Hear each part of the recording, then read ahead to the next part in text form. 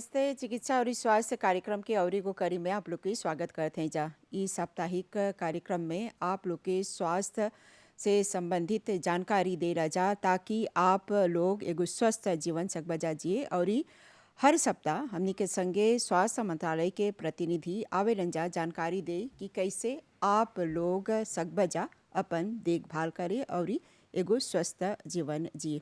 और ई आज जो विषय पर बात करब जा ऊ ह हेपाटाइटिस डी।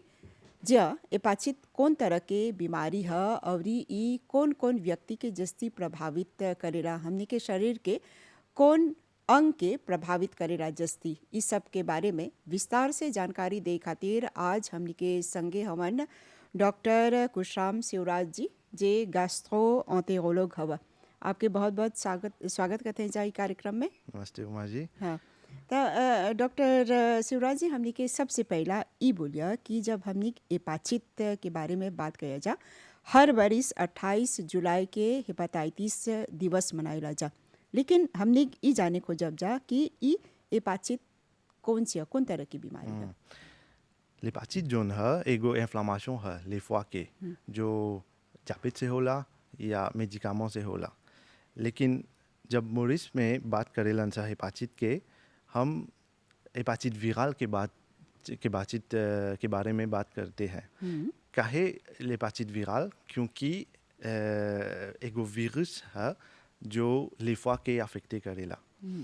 और le 28 juillet के journée internationale de l'hépatite के अवसर पर हम बातचीत करेलन सा ताकि पॉपुलेशन मोरिस सकेला जानेला कौन चीज है हेपाचित, कैसे फाने करेला, कौन आदमी के रिस्क होला और कैसे और कहाँ पर ट्रीट करेलन सा।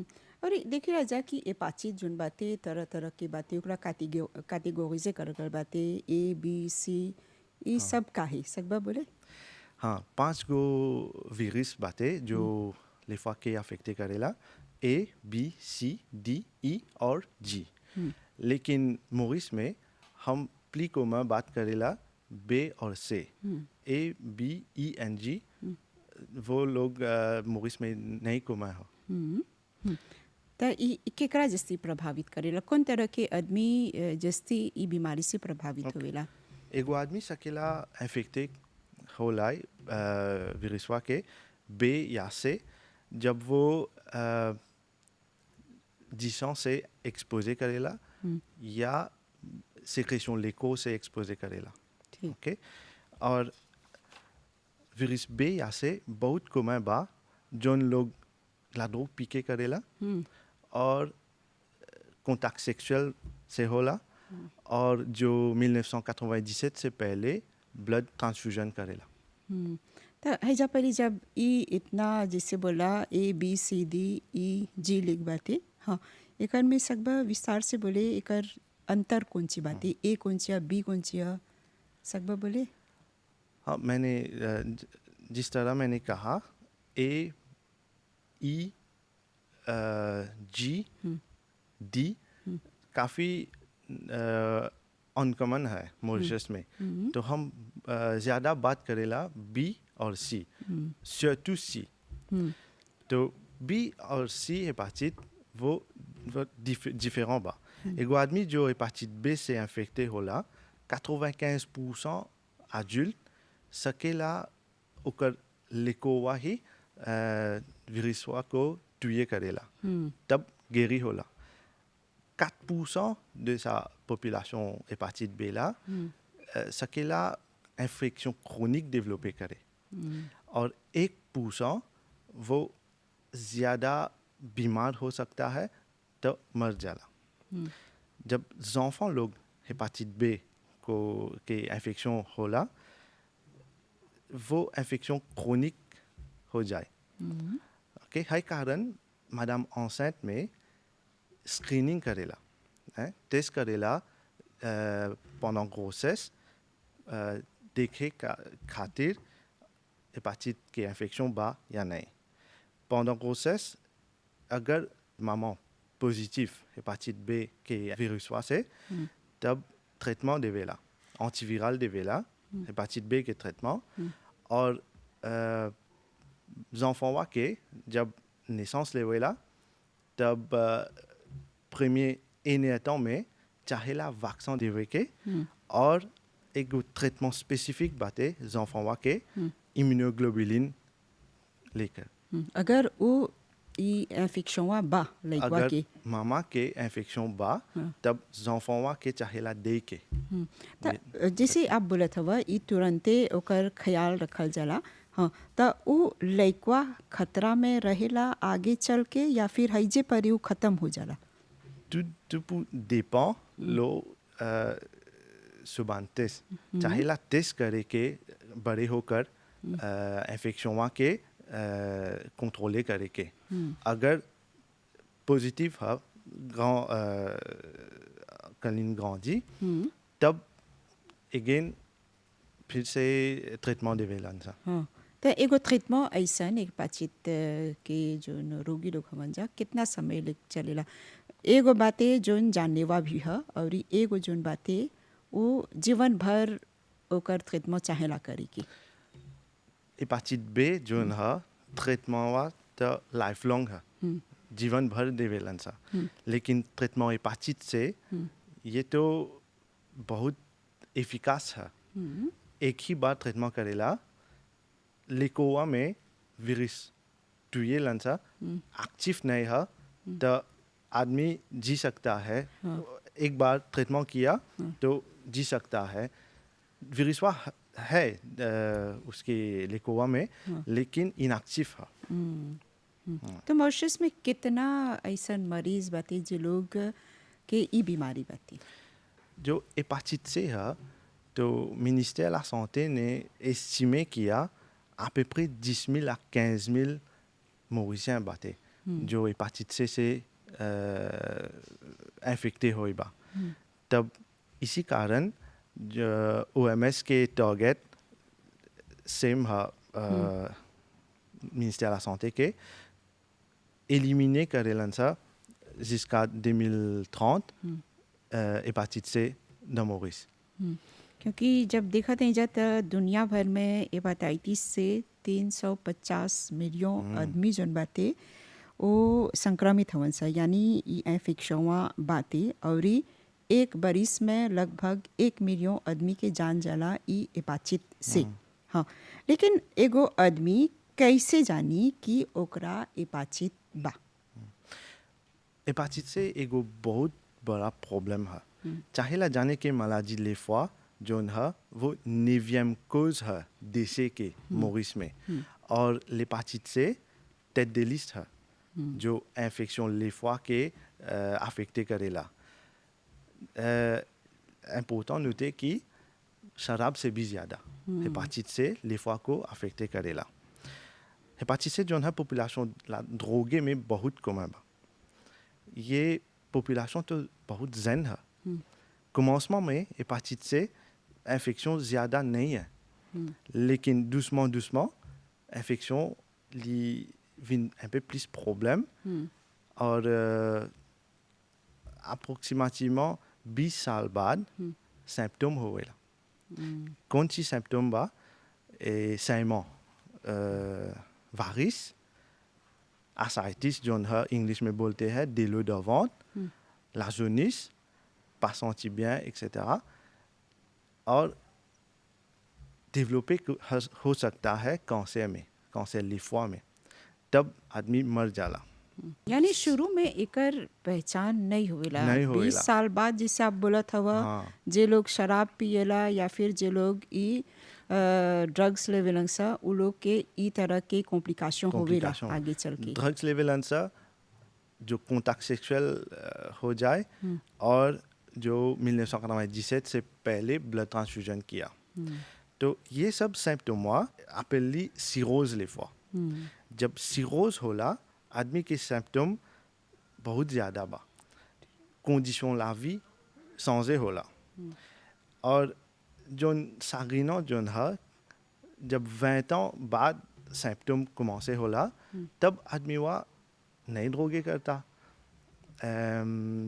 एगो पापा काम करेला कंट्रीब्यूए करेला सोसाइटी में तब वो बीमार होला, बहुत ज़्यादा बीमार होला, सिरोज डेवलपे होला और कौन सी होल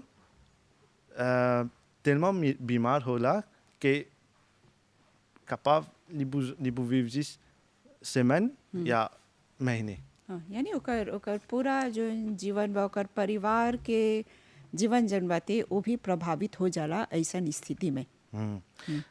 तो मिसाज जो इम्पोर्टेंट होला चाहेला बुने ही टेस्टे करे के और अगर पॉजिटिव है हेपाटाइटिस से या बी के लिए ट्रीटमेंट करे के. यानी वो लोग जस्ती खतरा में बाते जे लोग शराब के सेवन करे लंगसा या फिर जे लोग नशीली दवा लेवे लंगसा. drogué surtout जो लोग drogué करेला वो हेपाटाइटिस से शराब से ज़्यादा आ रिस्क है. तो कौन कौन तरह के इलाज होइला ई बीमारी के? Bon, l'hépatite ban l'année avant, traitement est difficile ba. चाहे la injection, injection करे के une fois par semaine. और चाहे la 12 comprimés le के par jour pendant 1 an. और side effects होते थे. अब médecine moderne बा जो direct virus पर agir करेला. En 2019, ministère de la Santé qui égo donation milal, égo compagnie américaine qui जो Gilead से जाने जाते हैं, ou donation c'est 3000 आदमी के hépatique के traité जो target बा. Médecine के नाम है Epclusa. Epclusa दो medication के सब टाइप है, सोफोस्बुविया एंड वेलपाटासविया. लिमोन में बेस्ट ट्रीटमेंट है एप्क्लूजा. खाली एगो comprimé चाहे la लेके une fois par jour pour 12 semaines, ça veut dire 3 mois. Donc Maurice के population चाहे la जाने के हर médecine एप्क्लूजा जोन है plus की 98% sans que la hépatite C को guéri करे. Surtout चाहे la जाने के हर ट्रीटमेंट वा ग्रेचुइट है. ministère de la santé देवे ला population के. 2019 से आगे ट्रीटमेंट नहीं थे. खाली एगो l'hôpital में hépatique C traité करेला. Entre 2005 à 2019, autour de 100 patients étaient traités de l'hépatite C. Mais en début de 2019, ego National Committee on Viral Hepatitis in créé traitement hépatite C li beaucoup plus accessible हो गल. Population के लिए अब तक 13 centres बातें, 13 centres de traitement Maurice में, 5 l'hôpital régional, 5 DCCI avec 3 méthadone centers. यानी शुरू में जैसे आप बोला कि एगो अस्पताल रहल जहाँ पर ही ट्रीटमेंट होवी, कहाँ पर ही होवी? L'hôpital Candus. अभी जोन बातें बोला था वह सब रीजनल अस्पताल में बा. Regional hospital. एकर अलावा जोन बातें DCCI वन जो टॉक्सिकोमान को देखे लंसा और मेथाडोन सेंटर्स. तो मंत्रालय ई जैसे बोला था वह जोन दवाई बातें ई पर्याप्त मात्रा में बातें सफिशिएंट बातें इस ट्रीटमेंट करे के सफिशिएंट बातें काहे क्योंकि डोनेशन मिलल 3000 डोज के 3000 डोज veut dire 3000 patients के ये टारगेट है. comme si depuis nous gagnons sa donation Epclusa là depuis octobre 2019 490 patients hépatite C traitement होला स्वस्थ हो लोगन से. हाँ या ट्रीटमेंट स्वीप करे लंसा अभी तक. et खाली 4 लोग के ट्रीटमेंट नहीं कंप्लीट होला काहे क्योंकि नेग्लिजेंस बातें वो लोग दवाई नहीं लेवे लंसा. यही ज़रूरी बात है दवाई लेके बहुत ज़रूरी है. अब सब साथ में हेपाटाइटिस C के टेस्ट करे लंसा dépistage de faire un test. Premier test disant pour hépatite C जो बोलते हैं hepatitis profile. ये टेस्ट खाली जाने ला कन्फर्मे करेला कि हेपाचिट बाटे या नहीं बाटे। लेकिन एगो और टेस्ट है जो प्ली एक्यूरेट है, जो पीसीआर से जाने है। पीसीआर जो है avant चाहेला भेजे के साउथ अफ्रीका में करे के, अब तक पीसीआर बाटे हिया सेंट्रल हेल्थ लैबोरेटरी द काउंडर्स ये टेस्ट करेलन सा, ताकि कन्फर्मे करेला कि विरुस हुआ शरीर में एक्टिव है या नहीं। जब एक्टिव है तब सकेला पौताजे करे के एगो दूसरा आदमी से। हाँ।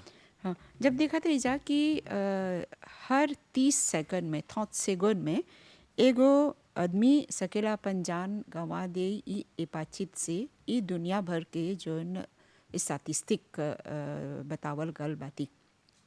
और अभी के समय में जहाँ हमने 2 बरिस से ई कोविड-19 महामारी के सामना करत हैं जा, ऐसन में आप कौन सी बोलबा हैजा परी प्रभावित करता जेकरा ई वीरस बा हेपाचिट के और ई कोविड के वीरस बाते, कैसे बाते एकर में फर्क कुछ बा? बहुत डिफरेंट है। कोविड के वीरस और हेपाचिट के वीरस बहुत डिफरेंट है। जो डिफरेंस है कि हेपाचिट से ज़्यादा जानलेवा है। ओके, शरीर में बहुत डैमेज करेला, लेकिन बहुत लाने पर। ओके, और ये अफेक्टे करेला फैमिली के, सोसाइटी के, travail के, parce que ministère estimé il y a 10 000 à 15 000 populations infectées Maurice में। और कैसे कोविड हेपाचिट से के ट्रीटमेंट को अफेक्टे करेला, हो सकता है जो टारगेट जो है 2030 के चाहेला हेपाचिट से को मॉरिस में एलिमिने करे के, हो सकता है कोविड के कारण थोड़ा ज़्यादा मुश्किल है। लेकिन काम करते हैं हमारे साथ जो मिनिस्टर जो है, जो डिसेंट्रलाइजेशन जो उन्होंने किया है, हाँ, तो फासिल है, प्ली एक्सेसिबल है, चाहेला आजिया करे के, encourager करे के जोन आदमी रिस्क ग्रुप में हवन सा आवे के साथ में टेस्ट करे के और डिपिस्टाज करे के बुनिया लेला commence ट्रीटमेंट बुनिया। और ई हेपाचिट दिवस जो है हर 28 जुलाई के मनावल जाला, यानी 28 जुलाई के मनावल जाला, और ई हर बरिस एगो विषय रखल जाला।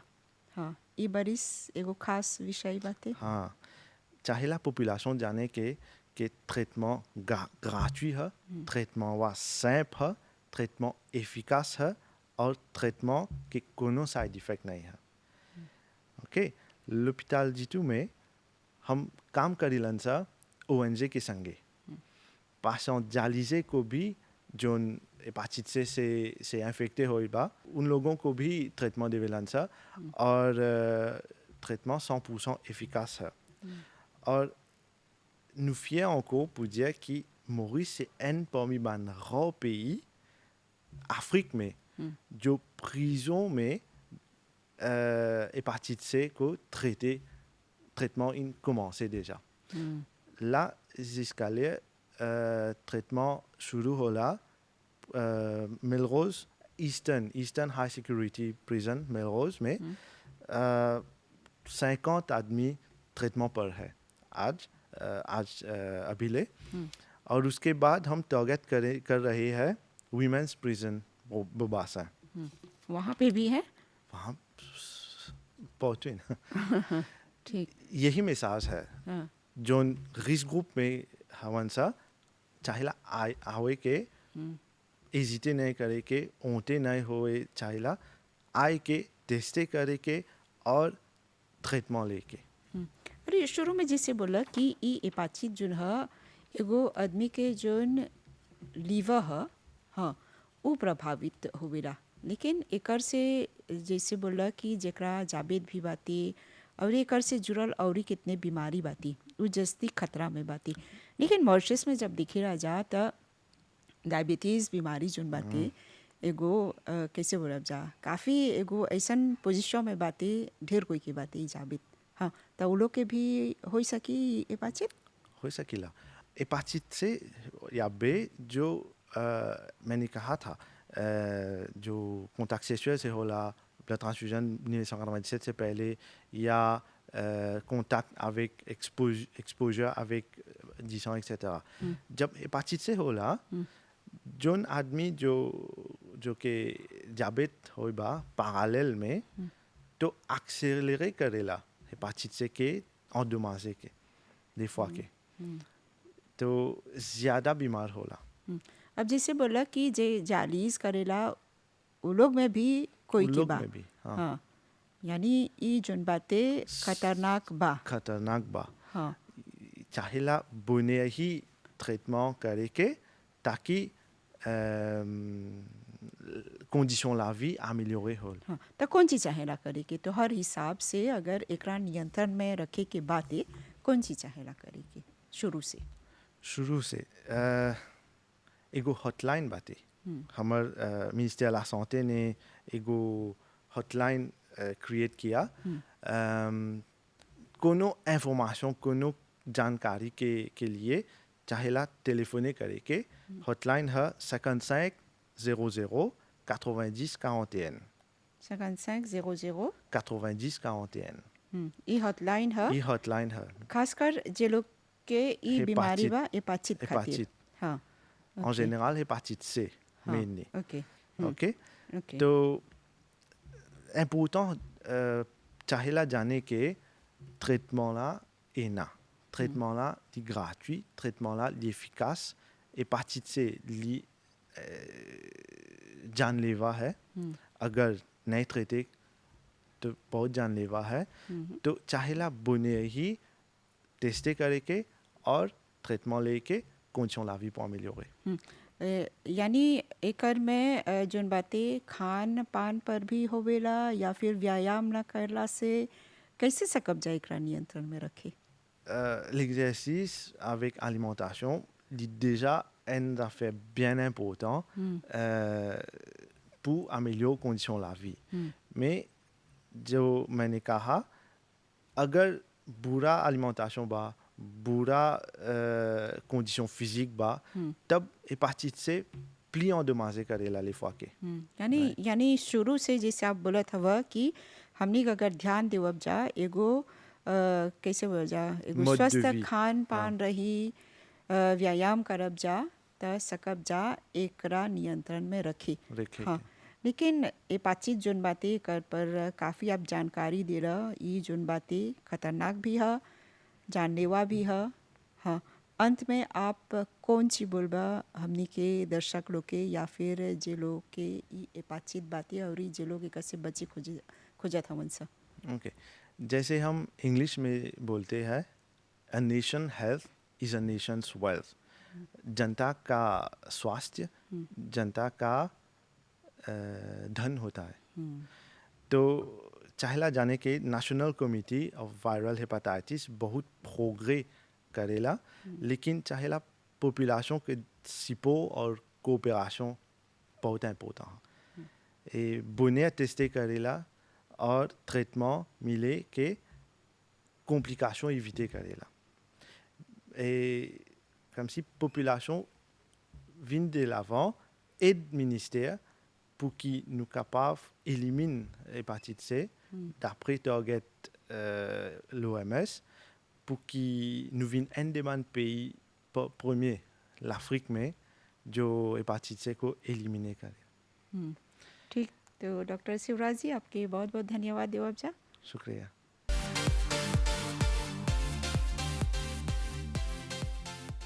जी हाँ, आज हमने के जानकारी मिलल कि हेपाचिट बीमारी कौन तरह के बीमारी है और ये हमने के शरीर के कौन अंग के प्रभावित करेला। जैसे कि आज हमने के मेहमान ये बतैलन कि मॉरिशस में एकर इलाज बाते, लेकिन अगर जल्द से ही आप लोग अपन डॉक्टर के पास जेबा जा त एकर से बचे भी सकबा जा और नियंत्रण में एकरा सकल जाए रखी। त यही उम्मीद करते हैं जा कि आज जोन जोन जानकारी देवल गल उस सब से आप लोग के लाभ होई। त चिकित्सा और स्वास्थ्य कार्यक्रम के ई करी के हैजे पर विराम देवब जा और एगो प्रोग्राम के संगे आप लोग से भेंट करब जा। अभी खातिर हमनी के और हमनी के पूरा टीम के आज्ञा देवल जा। नमस्ते।